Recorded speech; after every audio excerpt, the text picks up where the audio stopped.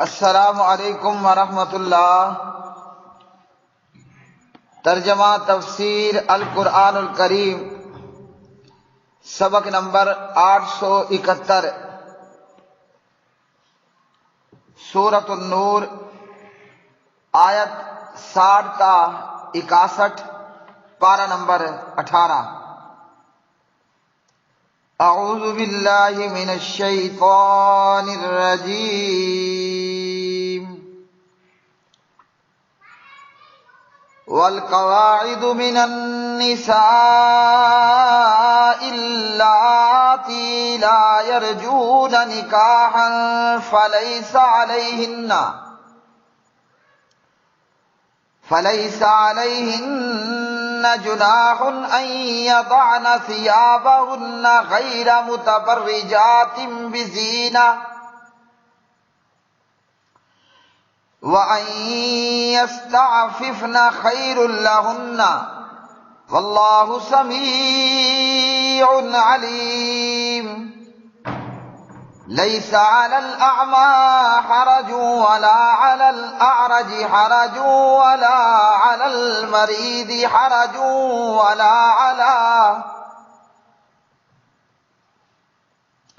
ولا على أنفسكم أن تأكلوا من بيوتكم أو بيوت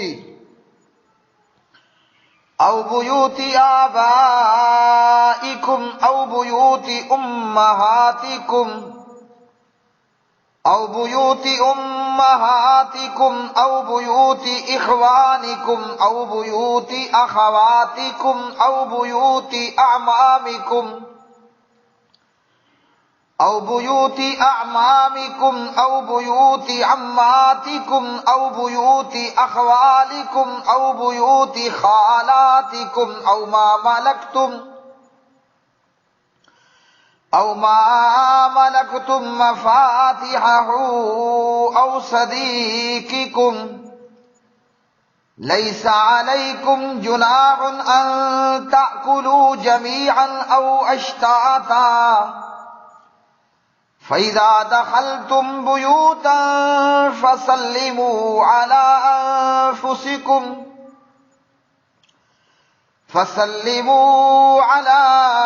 أنفسكم تحية من عند الله مباركة طيبة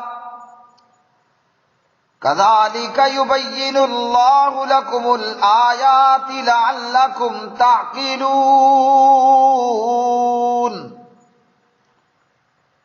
اور عورتوں میں سے بیٹھ رہنے والیاں جو نکاح کی امید نہیں رکھتی سو ان پر کوئی گناہ نہیں کہ اپنے کپڑے اتار دیں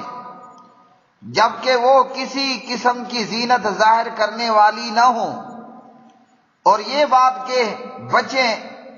ان کے لیے زیادہ اچھی ہے، اور اللہ سب کچھ سننے والا سب کچھ جاننے والا ہے۔ نہ اندھے پر کوئی حرج ہے اور نہ لنگڑے پر کوئی حرج ہے اور نہ بیمار پر کوئی حرج ہے اور نہ خود تم پر کہ تم اپنے گھروں سے کھاؤ یا اپنے باپوں کے گھروں سے یا اپنی ماؤں کے گھروں سے یا اپنے بھائیوں کے گھروں سے یا اپنی بہنوں کے گھروں سے یا اپنے چچاؤں کے گھروں سے یا اپنی پھوپھیوں کے گھروں سے یا اپنے ماموؤں کے گھروں سے یا اپنی خالاؤں کے گھروں سے یا جس کی چابیوں کے تم مالک بنے یا اپنے دوست سے یعنی دوست کے گھروں سے۔ تم پر کوئی گناہ نہیں کہ اکٹھے کھاؤ یا الگ الگ۔ پھر جب تم کسی طرح کے گھروں میں داخل ہو تو اپنے لوگوں پر سلام کہو، زندہ سلامت رہنے کی دعا جو اللہ کی طرف سے مقرر کی ہوئی بابرکت پاکیزہ ہے۔ اسی طرح اللہ تمہارے لیے آیات کھول کر بیان کرتا ہے تاکہ تم سمجھ جاؤ۔ والقواعد، اور گھروں میں بیٹھ رہنے والی اور گھروں میں بیٹھ رہنے والی یعنی بوڑھی عورتیں، من النساء عورتیں، اللتی وہ جو لا یرجونا نہیں امید رکھتی ہیں، نکاحن نکاح کی، فلیسا تو نہیں ہے، علیہن ان پر، جناح کوئی گناہ، ان یضعنا یہ کہ وہ اتار دیں، ثیابہن اپنے کپڑے یعنی بڑی چادریں، حجاب، پردہ، غیر متبرجات جبکہ نہ وہ ظاہر کرنے والی ہوں، بزینت زینت، وان اور یہ کہ یستعففنا وہ بچیں یعنی اس سے بھی بچیں، خیر بہت بہتر ہے، لہن ان کے لیے، واللہ اور اللہ سمیع خوب سننے والا، علیم خوب جاننے والا ہے۔ لیسا نہیں ہے علی الاعمی اندھے پر، حرج کوئی حرج، ولا علی الاعرج اور نہ لنگڑے پر، حرج کوئی حرج، ولا علی المریض اور نہ مریض پر، حرج کوئی حرج، ولا علی انفسکم اور نہ تم پر خود ہی، ان یہ کہ تاکلوا تم کھاؤ،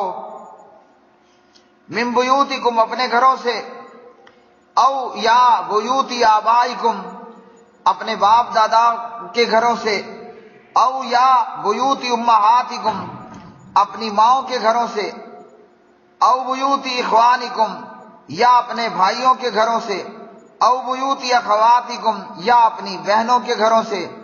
او بیوتی اعمامکم یا اپنے چچاؤں کے گھروں سے، او بیوتی اماتکم یا اپنی پھپھیوں کے گھروں سے، او بیوتی اخوالکم یا اپنے ماموں کے گھروں سے، او بیوتی خالاتکم یا اپنی خالاؤں کے گھروں سے، او یا ما ان سے کہ ملک تم مالک ہوئے، مفاتیح ان کی چابیوں کے، او یا صدیقکم اپنے دوستوں کے گھروں سے، لیسا نہیں ہے علیکم تم پر، جناح کوئی گناہ، ان یہ کہ تاکلو تم کھاؤ، جمیعاً اکٹھے، او یا اشتاتاً الگ الگ، فاذا چنانچہ جب دخل تم داخل ہو، بیوتاً گھروں میں، فسلموا تو سلام کرو، علی انفسکم اپنے پر یعنی اپنے لوگوں پر، تحیتاً دعائے خیر، من عند اللہ اللہ کی طرف سے، مبارکتاً بابرکت، طیبتاً پاکیزہ، کذالک اسی طرح، یبین بیان کرتا ہے اللہ لکم تمہارے لیے، الآیات آیتیں، لعلکم تاکہ تم تاکلون عقل کرو۔ پیارے بھائیوں اور میری بہنوں، آج کے سبق میں سورۃ النور کی یہ آیات بینات، پیچھے پردے کے معاملات بیان ہوئے۔ اب وہ عورتیں جو بوڑھی ہو چکی ہیں، بڑھاپے کو پہنچ چکی اور اتنی بوڑھی ہیں کہ کوئی ان سے شادی نہیں کرنا چاہتا اور نہ وہ خود کسی سے شادی کرنا چاہتی ہیں، مطلب اپنے بڑھاپے کی وجہ سے وہ شادی کرنے کے قابل نہیں رہی ہیں، تو ایسی عورتوں کے پردے میں اللہ سبحانہ و تعالیٰ نے تخفیف کا حکم جاری فرمایا کہ وہ اگر پردہ نہ کریں تو ان کے اوپر کوئی گناہ نہیں۔ جب کوئی عورت نانی کی عمر، دادی کی عمر کو پہنچ جائے، بوڑھی ہے، بڑھاپا ہے اور چہرے پر جھریاں ہیں اور حسن و جمال کا دور دور تک جوانی کا کوئی نشان باقی نہیں ہے اور وہ اپنی زینت کو ظاہر کرنے والیاں بھی نہیں ہیں، تو ان کے پردے میں، ان کے پردہ کرنے کے حوالے سے اس آیت میں اللہ سبحانہ و تعالیٰ نے تخفیف کا حکم دیا۔ جوان عورت ہے تو اس کو چاہیے کہ گھر کے اندر بھی چادر اوڑھ کر رکھے، الا یہ کہ کڑ مکان ہے اور میاں بیوی ہیں، ہاں جی، تو جو بڑی عمر کی عورت ہوگی، بڑھاپے کو پہنچ جائے، تو ایسی عورتوں کے لیے پھر پردے کے اندر تخفیف کا اللہ سبحانہ و تعالیٰ نے حکم بیان فرما دیا۔ اس کے بعد اللہ سبحانہ و تعالیٰ فرماتے ہیں اندھے پر کوئی حرج نہیں، لنگڑے پر، بیمار پر کوئی حرج نہیں، اور تمہارے اپنے آپ پر بھی کوئی حرج نہیں، اپنے گھروں سے کھاؤ یا دیگر لوگوں کے گھروں سے کھاؤ جو اللہ نے یہاں گنوائے، باپ ہے، ماں ہے، بھائی ہیں، بہنیں ہیں، ماموں ہے، مامی ہے وغیرہ، ان کے گھروں میں سے کھانے پر کوئی حرج نہیں ہے۔ اس آیت کے تعلق سے مفسرین نے دو باتیں کہیں۔ آیت کا پہلا حصہ ہے اندھے، لنگڑے اور بیمار کے حوالے سے، اندھا، لنگڑا اور بیمار، یہ حصہ ہے جہاد کے حوالے سے کہ ایسے لوگ چونکہ معذور ہیں اور یہ اپنے اندھے پن اور لنگڑے پن اور بیماری کی وجہ سے جہاد پر نہ جا سکیں تو ایسے لوگوں کے اوپر کوئی حرج نہیں ہے، جیسا کہ قرآن مجید فرقان حمید کی دیگر آیات میں موجود ہے۔ اور اس کی ایک تفسیر یہ بیان کی گئی کہ جب اللہ تعالیٰ نے اہل ایمان کو حکم دیا کہ اپنے مال آپس میں باطل طریقے سے مت کھاؤ، تو لوگوں نے ایک دوسرے کے گھروں میں کھانا کھانا چھوڑ دیا، جس پر یہ آیات مبارکہ نازل ہوئیں۔ اور اسی طرح بعض مفسرین نے لکھا کہ ایک آدمی کسی اندھے یا لنگڑے بیمار کو کسی رشتہ دار کے گھر کھانا کھلانے کے لیے لے جاتا تو وہ معذور لوگ اس بات میں گناہ محسوس کرتے کہ یہ ہمیں دوسروں کے گھروں میں کھانے کے لیے لے جاتا ہے، تو اس پر یہ آیت مبارکہ نازل ہوئی۔ کھانا کھلانے والا اپنے گھر میں کھلائے یا اپنے کسی دوست رشتہ دار کے گھر سے جا کر کھلائے، اس میں کوئی حرج نہیں ہے۔ تو جیسے آدمی اپنے گھر میں کھانے میں کوئی عار محسوس نہیں کرتا، تو اسی طرح رشتہ داروں کے گھروں کے اندر بھی، اور اسی طرح اپنی اولاد کا گھر، ہاں جی، جیسا کہ نبی علیہ الصلوۃ والسلام نے ایک حدیث کے اندر بیان فرمایا، انت ومالک لابیک، سلسلہ الاحادیث الصحیحہ، اور ابو داؤد 3530، تو اور تیرا مال تیرے باپ کے لیے ہے، اپنا گھر ہو یا اپنے بیٹے کا گھر ہو، اس کے کھانے میں کوئی حرج نہیں ہے۔ اور اسی طرح امام ابن کثیر رحمۃ اللہ علیہ نے فرمایا، اس آیت سے بعض اہل علم نے یہ کہا کہ رشتہ داروں میں سے ہر ایک کا نفقہ دوسرے پر واجب ہے اگر وہ دوسرا رشتہ دار ضرورت مند ہو۔ ہاں، کسی رشتہ دار کے گھر سے یا دوست کے گھر سے بغیر اجازت کے چیز نہیں اٹھانی، جیسا کہ حضرت صاحب بن یزید رضی اللہ تعالی عنہ بیان کرتے ہیں۔ ابو داؤد کتاب الادب میں 5003، علامہ البانی رحمہ اللہ نے اس روایت کو حسن کہا۔ فرمایا نبی پاک علیہ الصلوۃ والسلام نے، لا یاخذن احدکم متاع اخیہ، کہ تم میں سے کوئی شخص اپنے بھائی کا سامان نہ اٹھائے، نہ ہنسی مذاق کرتے ہوئے اور نہ سنجیدگی سے، اور جس نے اپنے بھائی کی لاٹھی لی ہو وہ اسے واپس کر دے، مطلب بغیر اجازت کے کوئی چیز نہیں اٹھانی، الا یہ کہ اجازت ہو۔ اور پھر فرمایا کہ تمہارے اوپر کوئی گناہ نہیں ہے، ایک ساتھ مل کر اکٹھے ہو کر کھاؤ یا الگ الگ کر کے کھاؤ۔ اس تعلق سے جاہلیت کے زمانے میں دو طرح کی چیزیں پائی جاتی تھیں۔ کچھ لوگ یہ تھے کہ جو اکٹھے ہو کر کھانا اس سے نفرت کرتے تھے، ناپسند کرتے تھے، اور کچھ لوگ جو ہے وہ الگ ہو کر کھانے کو، اکیلے کھانے کو درست نہیں سمجھتے تھے۔ تو اللہ تعالیٰ نے دونوں طرح سے اجازت دی، اکٹھے مل بیٹھ کر کھاؤ ایک ہی دسترخوان، ایک ہی ٹیبل پر، یا کہ پھر علیحدہ علیحدہ کھاؤ، دونوں صورتیں درست ہیں۔ ہاں، اکٹھے ہو کر کھانا یہ زیادہ پسندیدہ ہے، جیسا کہ نبی علیہ الصلوۃ والسلام نے سرید صحبت کو بہترین کھانا بتایا، او کما قال علیہ الصلوۃ والسلام، صحبت، سا کے ساتھ صحبت،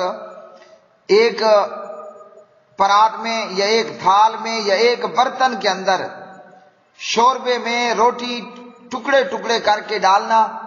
5 یا 5 سے زیادہ بندوں کا ایک ہی برتن میں، ایک ہی تھال اور ایک ہی پرات میں اکٹھے مل بیٹھ کر کھانا، اور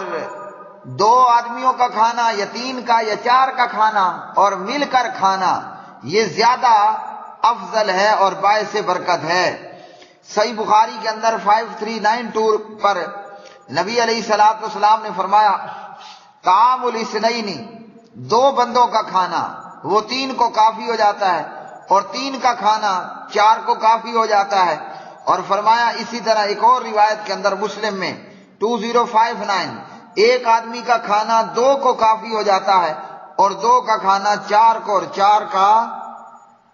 8 بندوں کو کھانا کافی ہو جاتا ہے۔ تو ان احادیث سے یہ معلوم ہوا مل بیٹھ کر کھانا، جیسے صحبت بندہ مل بیٹھ کر کھاتا ہے، یہ زیادہ پسندیدہ، زیادہ افضل اور زیادہ برکت کا باعث ہے۔ اور پھر اللہ سبحانہ و تعالیٰ نے حکم دیا کہ گھروں میں داخل ہوتے وقت سلام کرنا ہے، جہاں کہیں داخل ہوں سلام کرنا ہے، جیسے پیچھے گزرا اجازت لیں سلام کریں، تو جب ہم کہیں گے السلام علیکم ورحمۃ اللہ، وہ جواباً ہمیں وعلیکم السلام کہے گا۔ داخل ہوتے وقت سلام کرنا ہے، اور اگر کوئی خالی جگہ ہے جہاں کوئی نہیں ہے، خالی گھر ہے، تو پھر امام بخاری الادب المفرد کے اندر حسن درجے کی روایت میں لائے کہ السلام علینا وعلی عباد اللہ الصالحین، کہ ہمارے اوپر سلام اور اللہ کے نیک بندوں پر، السلام علینا وعلی عباد اللہ الصالحین۔ عبداللہ بن عمر رضی اللہ تعالی عنہما کا یہ قول الادب المفرد کے اندر کہ ہمارے اوپر سلام اور اللہ کے نیک بندوں پر۔ اور یہ سلام کرنا ایک مسلمان پر دوسرے مسلمان کے، صحیح مسلم کی ایک حدیث کے مطابق 6 حقوق میں سے ایک حق ہے، حق المسلمی علی المسلمی 6۔ اس حدیث کے تحت مسلمان کے مسلمان پر 6 حقوق ہیں۔ ان میں سے پہلا یہ ہے اذا لقیتہ فسلم علیہ، سلام کرنا ہے، جہاں کہیں داخل ہوں سلام کرنا، مسلمان سے ملاقات ہو تو سلام کرنا۔ فرمایا اللہ تعالیٰ اپنی آیتوں کو کھول کھول کر بیان کرتا ہے، تو پروردگار